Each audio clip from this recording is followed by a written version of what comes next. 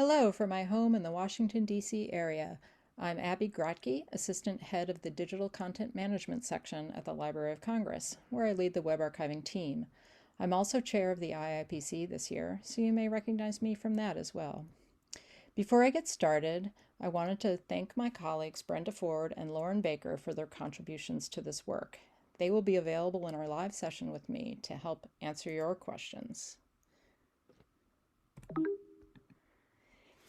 The web archiving program at the Library of Congress is in its 21st year.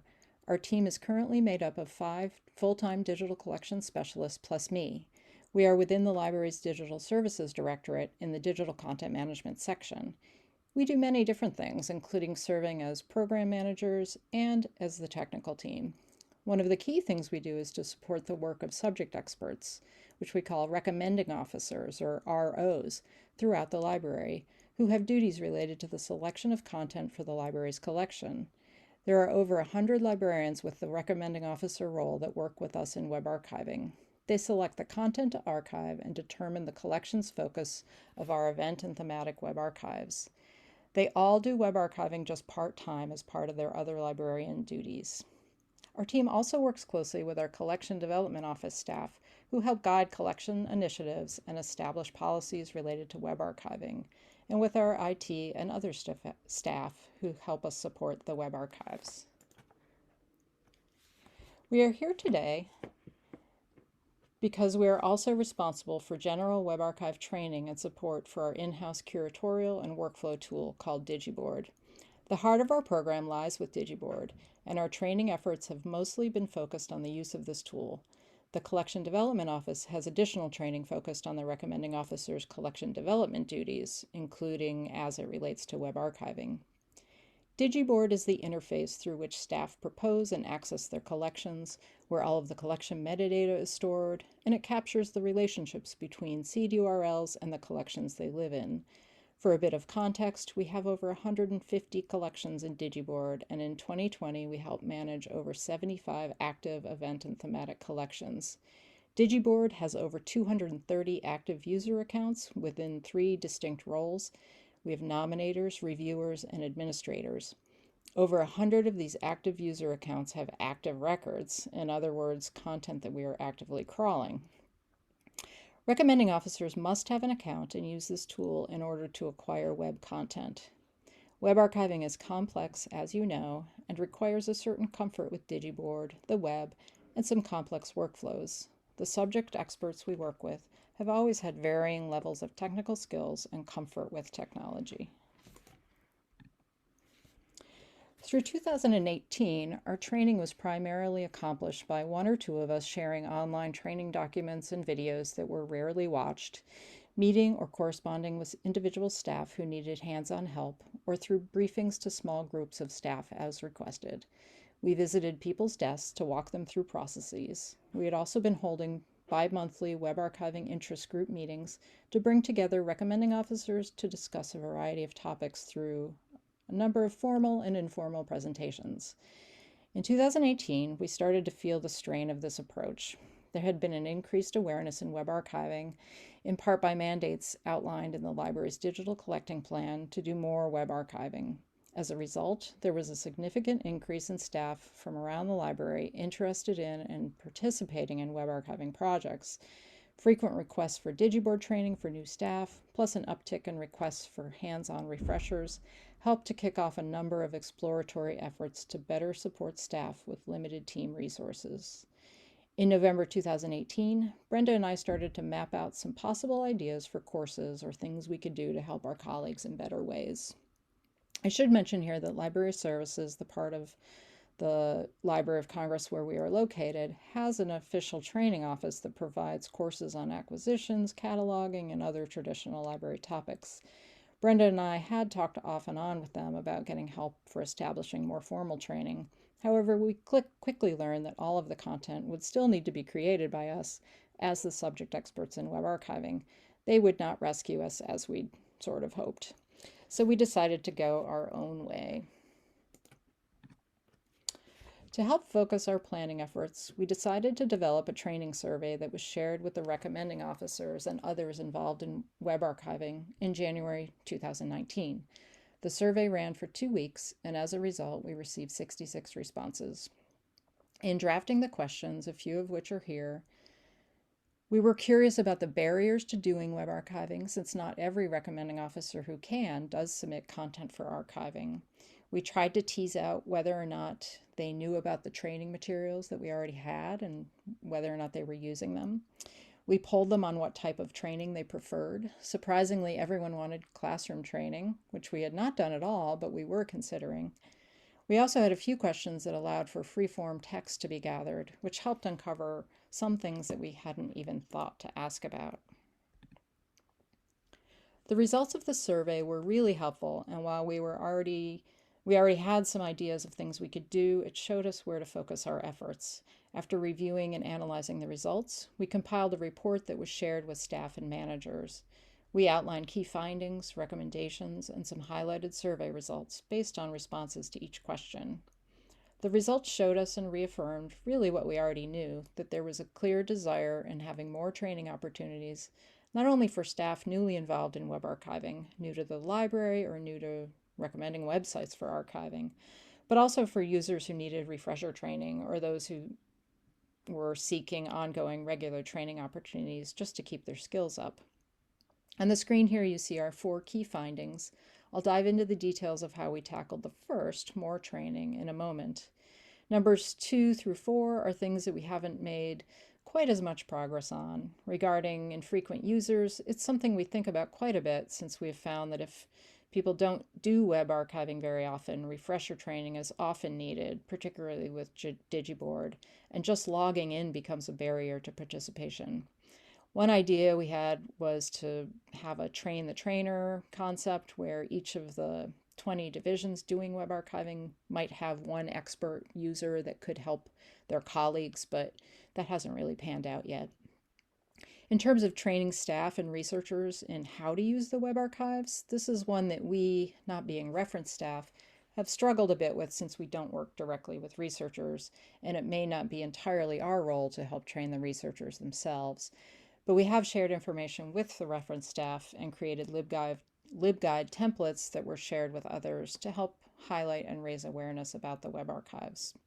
The last one here, regarding managerial support and time, was really interesting to us. This is not something we, as the web archiving team, could do anything about, but we did highlight it in the report in the hopes that managers would take this into consideration, since the subject experts have very little time to spend on web archiving, as they are all busy with a lot of other tasks.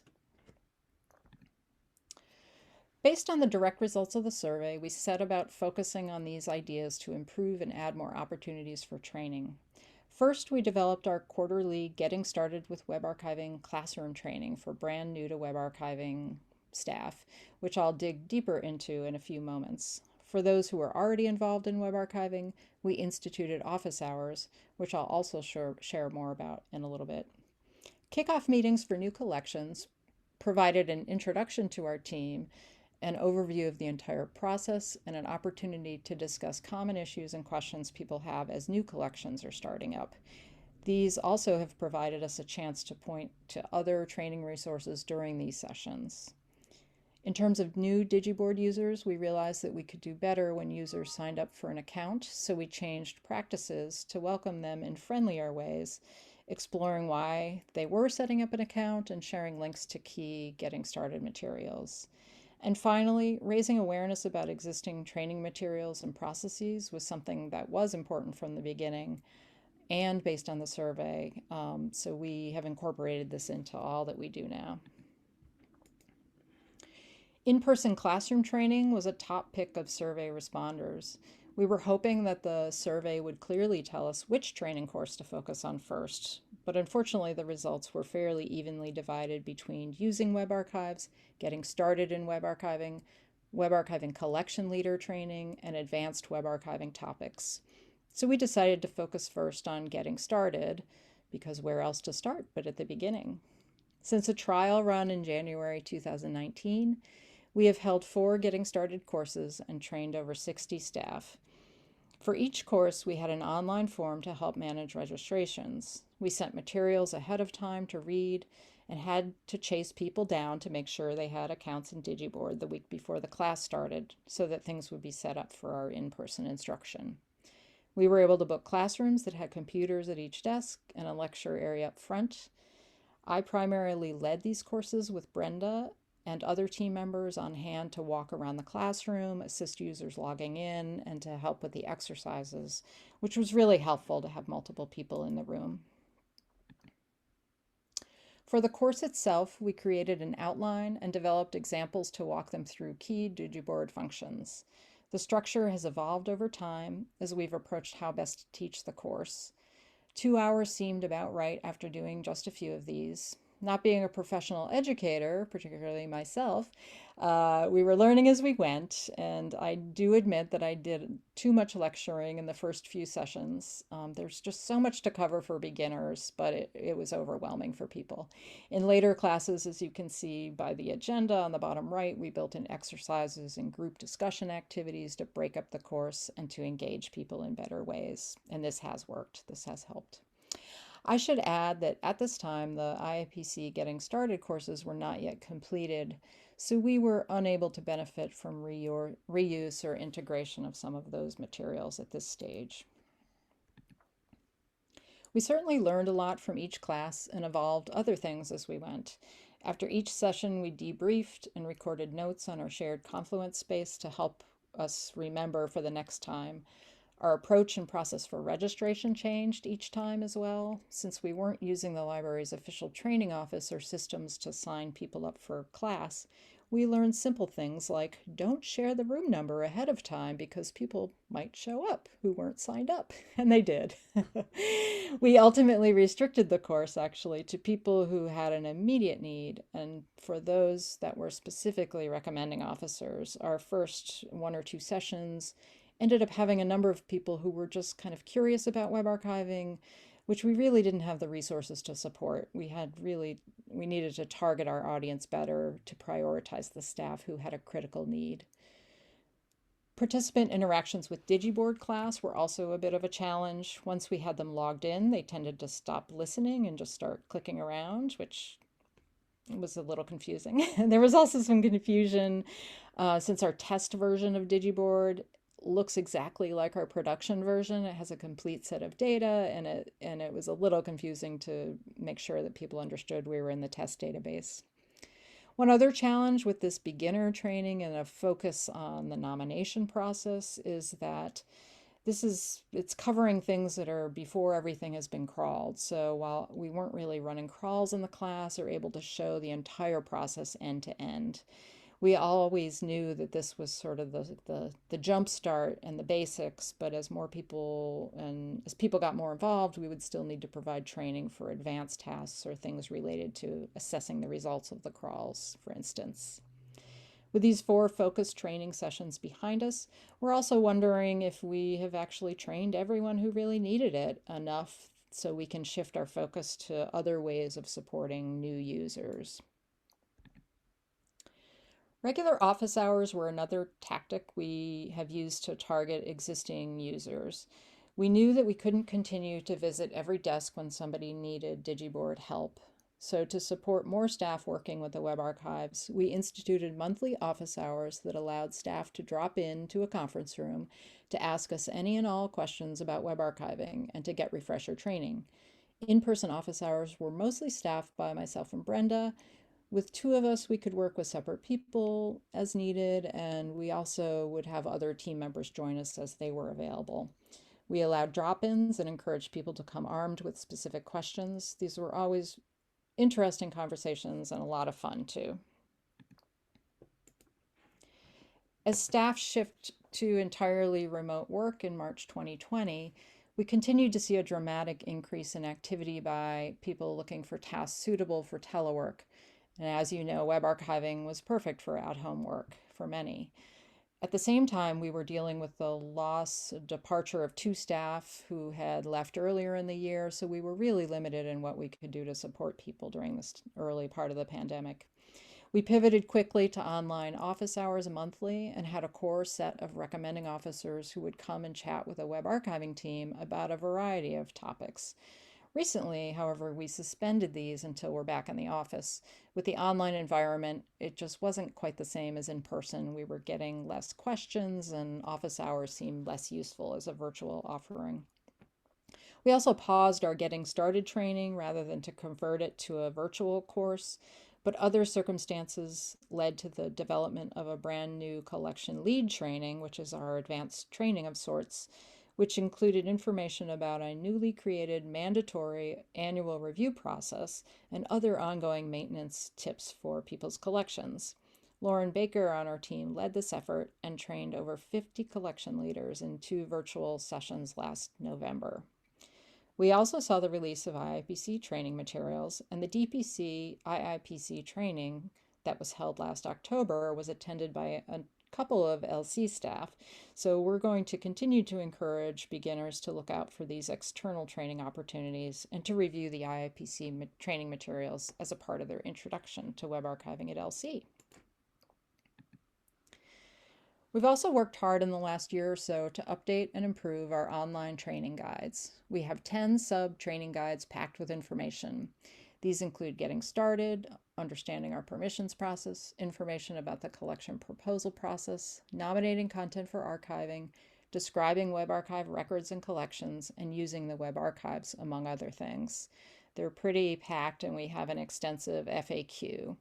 Of course, despite having all this documentation, we still have to remind people that it is there because they like to just ask us questions directly. So we do a lot of referring back to the documentation as we're responding to people's emails and questions. This year, we've decided to revisit our training plans in light of the success of our online collection leader course. We're in the process of redoing our videos so they're shorter and a bit easier to digest, and are developing some new courses around capture assessment, which is our name for quality review performed by the recommending officers. We've re-engaged with our training office to see if we can use their registration system when we do hold classes, and we're trying out some new tools for creating and delivering our training in the future. We're excited that Lauren Baker has recently signed on to co-chair the IIPC training working group as well, and she'll continue to engage with the broader development of training materials to see where there are intersections with our work and how we can reuse and repurpose materials.